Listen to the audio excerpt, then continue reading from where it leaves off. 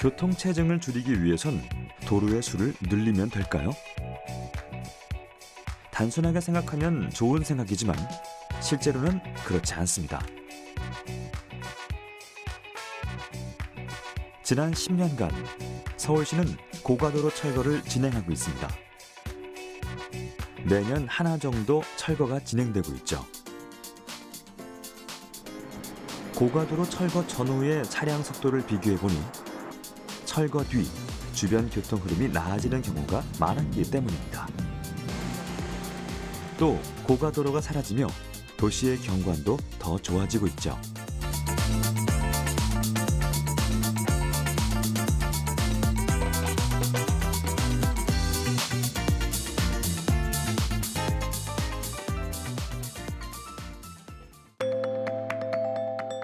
그렇다면 도시에서 이렇게 도로 다이어트를 하는 이유는 무엇일까요? 고가도로의 필요성 자체는 항상 있습니다. 그래서 고가도로에 순기능이 있습니다. 예를 들면은 고가도로는 연속료 도로를 만들어서 신호등이 필요 없이 빠르게 많은 용량이 통과할 수 있게 만드는 그런 장점이 있습니다. 그런데 그 장점에도 불구하고 그 고가도로에 또 역기능이 또 존재합니다. 그거는 조금 높은 속도로 해서 소음을 발생시키고, 그 다음에 많은 교통량을 통과시킴으로써 교통량 집중을 발생시키고, 주변이 슬럼화되고 보행자 친화적이지 않고 그런 문제를 발생시킵니다. 여기 도로 다이어트의 중요성을 내세운 또 다른 이론이 있습니다. 길이 새로 생기면 교통 흐름이 더 나빠진다. 독일의 수학자 디트리히 브라헤스가 주장한 역설인데요. 빠른 길이 새로 생기면 운전자들이 그 길로 몰리기 때문에 교통체증이 더 심해진다는 거죠. 이 아이러니한 상황을 브라헤스의 역설이라 부릅니다. 실제 우리가 뭐 그런 무슨 이론을 떠나서 이게 교통 문제를 우리가 해결한다는 측면에서 본다면 이제 예컨대 뭐 도로를 확보해 준다든가 새로운 어떤 신설 도로를 놓거나 뭐 이렇게 하면 교통 문제가 해결이 되는 것 같은데 실제 현실을 보면 이제 이용자 입장에서 보게 된다면 거기 가니까 잘 빠지더라. 라는 이제 그런 인식을 하게 된다면 과거에 없었던 새로운 교통 수요들이 발생하게 됩니다. 사람들이 다시 들어오게 돼요. 그렇게 해서 교통 문제 해결을 위해서 도로를 더 늘리고 또 폭을 더 늘리는데 일정한 시점이 지나면 오히려 차량이 더 많아지는 이런 현상이 일종의 그 교통이 갖고 있는 아주 독특한 역설이라고 볼 수 있습니다. 그렇게 해서 이 교통 문제는 이른바 이제 그 수요 접근과 공급 접근이 있는데 이 공급이란 측면에서 시설을 더 많이 늘려준 데 가지고 교통 문제 해결되지 않는 것이 바로 교통 문제 굉장히 중요한 특징이에요. 그 경우는 오히려 수요를 억제하는 것이 교통 문제 해결에 더 도움된다고 보죠. 유레카!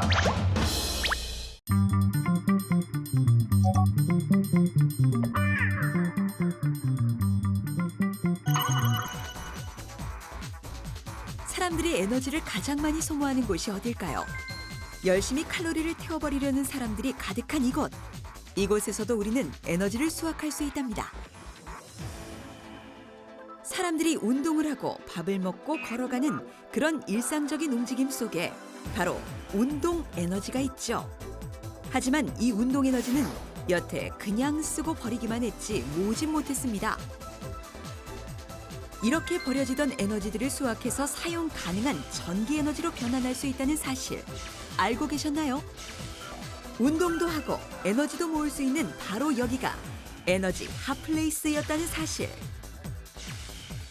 이 모든 것을 가능하게 만드는 것 바로 신재생에너지 원천 기술로 각광받고 있는 에너지 하베스팅 기술입니다. 에너지 하베스팅이 어떻게 생겨난 건지 궁금하시죠? 과학자들은 고갈되고 있는 화석연료를 대신할 에너지원을 찾는 연구를 수행함과 동시에 에너지 하베스팅이라는 기술에 주목하고 있습니다. 에너지 하베스팅이란 기술은 에너지원을 사용하지 않고 일상생활 바로 그 안에서 에너지를 생산하는 기술을 말합니다. 열, 중력, 빛, 진동에너지, 사람의 움직임 등 다양한 종류의 에너지를 활용한 하베스팅 기술이 있고 심지어 버려지는 잉여 전파를 이용한 하베스팅 기술도 개발 중이라고 합니다. 에너지 하베스팅 기술은 에너지 생산과 더불어 우리 사회 속의 에너지 격차를 해소하는 데도 도움이 될 거라고 전망하는데요. 말하자면 경제적으로 어려워서 에너지 사용이 어려운 저소득층이나 소외계층에 보다 저렴하고 효율적으로 에너지를 공급할 수 있어 에너지의 사회적 격차를 줄일 수 있다는 것입니다. 나아가서는 전 세계적으로 문제가 되고 있는 환경오염, 지구온난화 같은 문제를 해결할 수 있는 새로운 방법이기도 하죠. 이런 에너지 하베스팅 시장 규모는 2018년의 경우 4,360억 원 정도로 매년 10.8%씩 계속 성장할 전망입니다. 나아가 2020년에는 약 5조 원에 이를 정도로 시장 규모가 커질 것으로 예상되고 있죠. 유레카!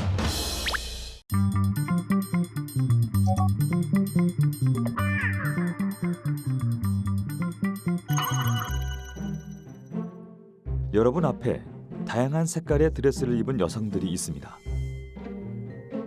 이 중에서 어떤 여성에게 가장 눈길이 갈까요? 아마도 많은 사람들이 빨간색 드레스에 시선을 뺏길 겁니다. 이는 빨간색이 여성을 더욱 매력적으로 보이게 하기 때문이죠. 프랑스 한 연구진의 실험에 따르면 빨간색 옷이나 장신구를 착용한 종업원이 30% 이상 팁을 더 많이 받았다고 합니다. 그럼 우리는 왜 빨간색에 눈길이 더 가는 걸까요? 인류학자들은 인류가 가장 먼저 인식한 색이 빨간색일 거라고 추측합니다. 자연 속에서 가장 강렬하고 인상 깊은 색이기 때문이죠. 빨강은 세계에서 가장 오래된 색의 이름입니다. 고대인들은 붉은색이 질병과 화를 막아주고 주술적인 힘을 가졌다고 믿었습니다. 컬러라는 어원 속에 붉은색이란 의미가 포함되어 있는 것도 이런 이유 때문이죠. 빨간색 효과는 진화론적 관점에서도 설명됩니다. 암컷 원숭이나 침팬지들은 배란기가 되면 에스트로겐 수치가 높아지며 얼굴과 엉덩이가 빨개지는데요. 수컷은 이를 유혹의 신호로 받아들이죠. 사랑의 상징물인 하트도 빨간색입니다. 욕망과 매혹, 그리고 권력의 색인 빨강. 어찌 보면 인간이 빨간색에 매혹당하는 것은 생물학적으로 아주 자연스러운 결과가 아닐까요? 사람이 빨간색을 왜 이렇게 잘 인지하고 멀리서도 빨간색을 잘 확인할 수 있도록 진화가 되었는가 하는 데에서는 이제 생존에 대한 문제가 많이 진화론자들에 의해서 언급이 되고 있습니다. 인간에게는 특히 빨간색이 중요했다. 왜냐하면 잘 익은 과일들이 빨간색이었고 또 상대방이 나에 대해서 호감을 가진다고 느낄 때 얼굴이 좀 불그스름해진다라든지 목덜미가 불그스름해지는 그런 사회적인 신호를 교환하는 데 있어서 빨간색이 굉장히 중요했고 또 위험을 알리는 혈액이라든지 이런 것이 또 빨간색이었기 때문에 우리가 빨간색을 다른 색상에 비해서 먼저 재빨리 인지한다. 이러한 진화론적인 근거가 있고요. 유레카!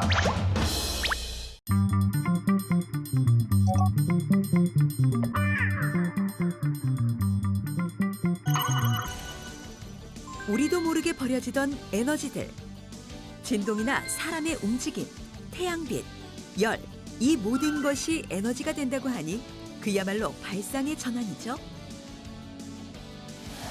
그 중에서도 가장 순수한 에너지, 우리가 움직이며 발생하는 운동 에너지, 바로 인간 동력입니다. 이 순수한 운동 에너지를 수확해 놀이기구를 만드는 곳이 있습니다. 아이들이 꿈을 키우는 놀이터에서 아이들의 놀이 동작으로 전기 에너지가 만들어진다니 참 신기한 일이죠. 아이들은 에너지 하베스팅 기술로 만들어진 놀이기구를 타고 즐기면서 에너지에 대한 새로운 생각을 갖게 된다고 합니다. 에너지 하베스팅 기술로 만들어진 국내 유일의 자가발전 놀이기구. 도대체 이런 놀이기구를 만드는 곳은 어디일까요? 저희 제품에는 이 발전기에는 에나멜 코일과 자석이 내장이 되어 있고요. 저희가 어린이들이 이제 앉아서 페달을 돌리면은 이 운동 에너지가 전기 에너지로 변환이 되고요. 이런 식으로 조명이 나올 수 있게 또 어플리케이션을 추가로 장착을 또 할 수가 있습니다. 아이들이 직접 페달을 돌리면 운동 에너지가 전기 에너지로 바뀌면서 조명이 켜지게 됩니다. 단순한 놀이가 에너지 수확이 된 겁니다. 사실 놀이 자체가 이제 그 움직이는 것 자체도 이제 에너지라고 보잖아요. 그래서 그런 운동 에너지를 이 놀이기구에 좀 접목을 시키면 어떨까 싶어서 저희가 이제 이런 제품을 좀 개발하게 되었습니다. 에너지를 수확하는 놀이기구라 그런지 그 모양도 좀 독특합니다. 아이들이 가장 좋아하는 놀이기구인 바로 자전거를 만들고 있는 중이라는데요. 요리조리 아무리 살펴봐도 일반적으로 우리가 아는 자전거와는 좀 다른데요. 페달을 밟으면 앞으로 가는 것이 아니라 위아래로 움직이는 시소가 되고 또 그네가 되는 놀이기구라고 하는데 도대체 어떻게 작동이 되는 건지 궁금하네요. 이 시소 같은 경우에는 기본적으로 2명이 타야지 동작이 되고요. 요 페달을 돌리게 되면은 이 안에 이제 발전기가 내장이 되어 있고요. 여기서 나오는 전기가 이쪽 모터로 전달이 되게 됩니다. 그래서 이 모터에서 전달이 되면은 요 원판 크랭크가 이제 시소 운동을 하게 되는 것이죠. 아이들의 상상력을 자극하는 다양한 모습에 에너지까지 모을 수 있다니 정말 독창적인 놀이기구입니다. 게다가 아이들이 놀면서 만드는 에너지 양도 의외로 상당하다고 합니다. 만약 12명이 자전거 놀이기구를 타면 시간당 1.2kW의 전기가 발생하는데 이 정도의 전기라면 3개의 교실에서 컴퓨터와 전등을 사용할 수 있는 양이라고 합니다. 자가발전 놀이기구의 그 페달링에 따라서 사실 좀 전기량은 좀 다소 좀 차이가 있긴 한데요. 한 사람이 약 한 70에서 한 100와트 정도의 전기를 생산하게 됩니다. 자, 이렇게 생산된 전기로 뭘 할 수 있을까요? 자가발전 자전거 놀이기구를 1시간 정도 탔을 경우 컴퓨터 30분, TV는 1시간 정도 사용 가능한 전기가 만들어질 수 있도록 설계되었다고 합니다. 놀면서 전기를 만들다니 버리는 것 하나 없는 에너지의 기적입니다. 요즘에 사실 친환경 에너지라고 많이 좀 화두가 되지 않습니까? 근데 실질적으로 이제 우리 아이들 같은 경우는 이제 전기를 아끼고 그런 부분들이 사실 좀 많이 부족한 게 좀 있는 걸로 제가 생각이 좀 듭니다. 그래서 그런 에너지 운동을 통해서 약간이나마 전기에 대한 좀 소중함을 좀 일깨우고 좀 교육적인 부분으로 우리 제품 좀 이용해 줬으면 하는 바람이 있습니다.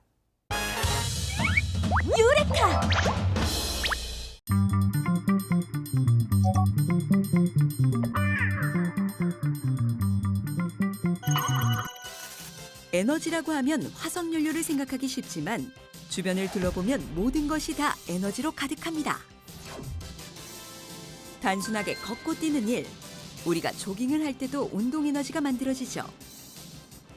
몸을 굽혔다 펴고 손을 들었다 내리는 그런 동작에도 에너지가 만들어집니다. 물체가 진동하고 움직이는 순간에도 에너지는 발생하죠. 우리 존재 자체가 에너지를 발생시키는 에너지원이라고 볼 수 있답니다. 그렇다면 에너지 하베스팅 기술에서 가장 많이 활용되는 에너지원은 무엇일까요? 바로 압력에 의해서 발생되는 압전 에너지입니다. 쉽게 말하자면 이렇게 뛰면서 생기는 자극, 눌러지는 압력에 의해서 전기 에너지가 만들어지는 겁니다. 압력 발생에 의해 만들어진 전기 압전 에너지죠. 어떤 판에 물리적인 자극이 가해지면 이것이 전기 에너지로 바뀌어 전구에 불을 밝힐 수 있다는 거죠. 이것을 정압전 효과라고 합니다. 압력을 받은 압전체의 형상이 변하면서 앞전체 내에 전이차가 발생하게 되고 그 전이차에 의해서 전류가 발생하게 되는 겁니다. 라이터의 부싯돌을 눌러 자극을 가해 불이 켜지는 것도 바로 이런 정압전 효과 때문입니다. 아랍에미리트의 수도 아부다비의 공항에도 이런 앞전판을 설치해서 전기를 수확하는 곳이 만들어졌는데요. 사람들이 이 바닥을 발로 밟고 걸어가면서 생긴 압력 에너지가 전기로 바뀌게 되는 겁니다. 얼마만큼의 전기가 생산됐는지 공항 안의 전광판에 표시도 된다는데요. 이 전광판을 구동하는 에너지도 앞전판을 통해서 생긴 전기라고 합니다. 유레카!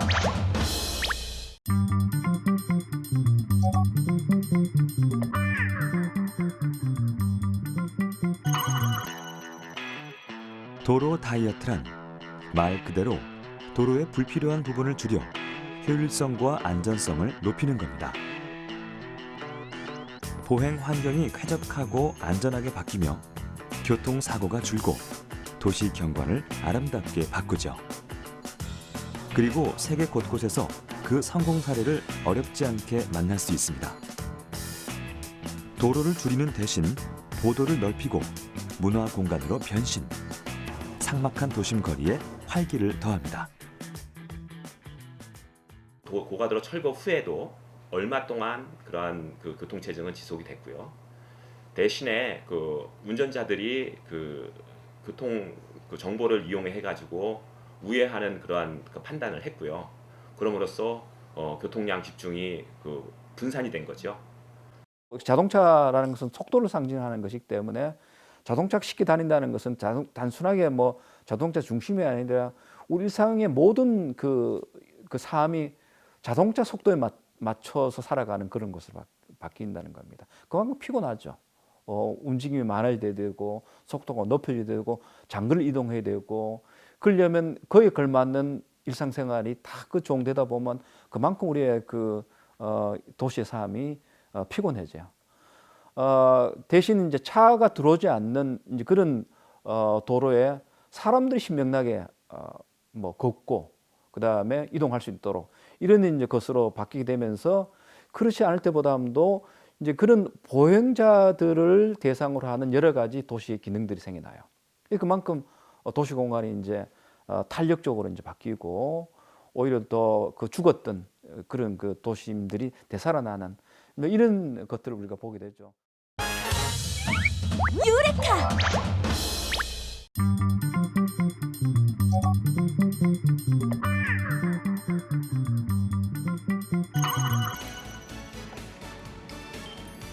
에너지 하베스팅은 스스로 움직여 전기를 생산한다는 면에서 4차 산업혁명의 중요한 핵심 기술이기도 합니다. 이곳은 화학을 이용해 여러 산업에 활용 가능한 다양한 신소재를 개발하는 연구소인데요. 이곳에서는 배터리를 충전하지 않고도 웨어러블 전자기기 등을 작동시킬 수 있는 이른바 자가발전 기술을 개발하고 있습니다. 실험에 열중하는 연구원분들의 모습 보이시죠? 궁금한데요. 도대체 어떤 핫한 신소재를 개발한 건지 좀 알려주시면 안 될까요? 요즘에 에너지 하베스팅 분야 기술에 대한 연구가 많이 활발하게 진행되고 있는데요. 그 중에서도 인체의 운동 에너지, 이제 버려지는 에너지, 일상생활에서 버려지는 에너지를 어떻게 하면 효율적으로 전기 에너지로 변환해서 웨어러블 기기의 주 에너지원으로서 활용할 수 있을까라는 그런 고민에서 시작된 연구라고 생각하시면 좋을 것 같고요.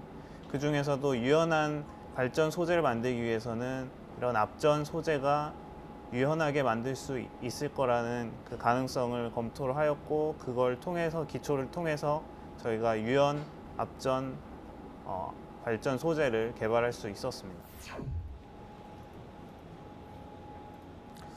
여기는 앞전 소자를 저희가 측정하는 그런 공간이고요. 저희가 개발된 소자를 보시면 구부렸다가 펴졌다가 구부려졌다가 펴졌다 하면서 전기적인 특성이 발현이 되고 그것을 통해서 저희가 에너지가 발생을 했다는 것을 확인할 수 있습니다. 구부려졌다 펴졌다 이렇게 움직이는 사이에 규칙적으로 전기 에너지가 발생하네요. 요거 물건인데요. 이 소재가 우리가 입는 옷에 부착되거나 옷감의 재료가 된다면 입고 움직이는 사이에 자동으로 에너지가 만들어지겠군요. 움직이거나 휘어지면 스스로 전기를 생산할 수 있는 성능이 뛰어난 새로운 앞전 소재의 등장입니다. 연구팀은 세라믹 나노 입자와 고분자 물질을 화학적으로 단단하게 결합하는 기술을 개발했습니다. 앞전 특성을 띠는 세라믹 나노 입자에 화학 작용기를 붙여주고 이 작용기에 잘 붙을 수 있는 유연한 고분자 물질을 개발한 겁니다. 덕분에 더욱 유연한 움직임이 가능해졌죠. 저희가 개발한 이 소자를 실제로 인체에 적용을 하게 되면 다음과 같이 팔꿈치에 붙일 수 있게 되고 이 신소재가 일상생활에서 움직였을 때 운동 에너지가 이 전기 에너지로 변환을 할 수 있습니다. 우리가 보는 SF 영화 속에서 빠질 수 없는 단골 아이템들은 바로 웨어러블 기기들이죠. 입거나 신고 있으면 무선으로 자동 연결되어 기록되고 관리되는 이런 웨어러블 기기들은 4차 산업혁명의 중심에 있는 기기들이죠. 이 웨어러블 기기들은 기본적으로 가볍고 무한대로 구동되어야 하는데 그러기 위해서는 에너지 하베스팅 기술이 필수적이라고 합니다. 4차 산업혁명에서 필수적인 웨어러블 기기와 사물 인터넷의 센서 네트워크를 구축하기 위해서는 자가 전원용 솔루션이 필요하게 됩니다. 그래서 그런 자가 전원을 공급할 수 있는 에너지의 발생 소재를 개발하는 것이 가장 중요한 핵심 기술이라고 할 수 있습니다. 그래서 본 연구에서 개발된 이 신소재가 그런 4차 산업혁명의 필수적인 기기에 응용될 수 있을 것으로 예상하고 있습니다.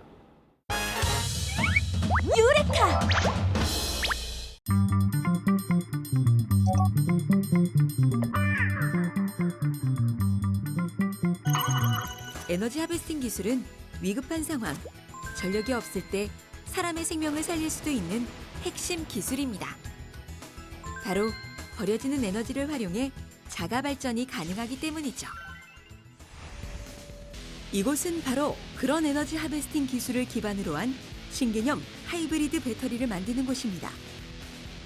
조난을 당하거나 위급한 상황에서 구조를 요청하려고 하는데 배터리 잔량이 없다는 상상을 한번 해보세요. 위급한 상황에서 더욱 빛나는 에너지 하베스팅 기술 아닌가요? 에너지 하베스팅 기술을 적용한 저희 제품이 바로 이 제품입니다. 에너지 하베스팅 기술이 주요 적용된 부분은 태양광과 그리고 열을 모아서 발전할 수 있는 열전 소자가 적용되어 있습니다. 그리고 기존의 전원도 같이 쓸 수 있고요. 아하! 태양광과 열 에너지를 전기 에너지로 변환시켜주는 배터리군요. 그런데 지금 뭐라는 건가요? 지금 이 상황은 조난이나 특이한 상황을 한번 저희들이 가정을 해본 그런 경우입니다. 위쪽은 차가운 그런 바깥 환경을 지금 조성을 해놨고요, 인위적으로. 그리고 아래쪽은 인체와 비슷한 온도 약 30도씨 정도를 이제 세팅을 해놓은 그런 상황입니다. 이런 상황 속에서 얼마나 이제 제품이 무리 없이 동작을 하는지, 그리고 에너지를 얼마나 잘 충전하는지, 그걸 지금 테스트하는 그런 모습입니다. 그런데 만약 태양이 없는 상황에서 위급 상황이 발생하면 이거 작동 안 되는 거 아닌가요? 지금 저희들이 태양광도 같이 사용을 하고 있지만 태양광이 없는 야간 상황이나 동굴 같은 특수한 상황 속에서 체온 혹은 또 기타 모닥불이나 그런 열원밖에 없는 상황 속에서 그런 열원을 가지고 전기 에너지를 발생할 때는 반드시 필요한 게 열전 소자이기도 합니다. 열전 효과는 쉽게 이야기하자면 온도차에 의해 특정 물질에 전류가 생기는 걸 이야기하는데요. 물체의 온도가 생길 때 온도가 높은 쪽은 운동 에너지를 갖게 되어 온도가 낮은 쪽으로 이동해 전류가 생기는 현상을 열전 효과라고 합니다. 이쪽이 차가운 면, 그러니까 열을 발산하는 면이고 이쪽이 이제 열을 받는 면입니다. 즉 이런 상황 속에서 열을 한번 가해 보도록 하겠습니다. 자, 어떤 상황이 생길까요? 아하! 전류가 발생돼서 불이 들어옵니다. 정말 신기하네요. 에너지 하베스팅 기술이라고 하면 아직까지 생소한데요. 산업 현장, 즉 버려지는 열이 많은 현장, 뭐 철광 산업이라든지 기타 다른 뭐 열이 많이 발생하는 그런 지역에서 굳이 사람들이 가서 뭐 에너지 배터리 팩을 교환하지 않고 계속 무한정으로 전파 송출이라든지 이상 유무를 판단하는 데 쓰이는 에너지 공급원으로 많이 쓰이고 있습니다.